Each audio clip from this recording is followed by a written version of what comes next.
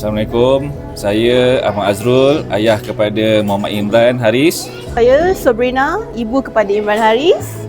Perasaan kita orang, of course lah, kita orang berasa bersyukur sangat-sangat sebab Imran berjaya mendapat 9A dalam peperiksaan UPKK tahun 2025. Alhamdulillah. And of course, kita rasa gembira sebab banyak pihak yang membantu kita orang.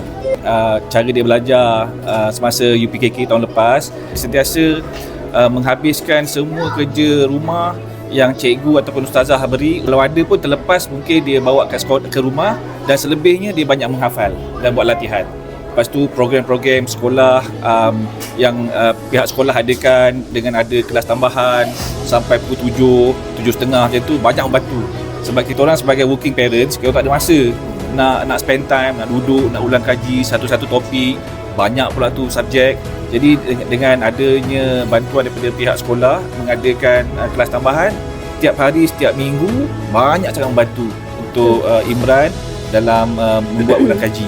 Parent-parent kat luar sana, kalau ada anak yang ingin bersekolah untuk mencari tempat pembelajaran untuk mendapat keputusan yang cemerlang, UPKK, Raudah Vista Valley di Sepenyih is the best.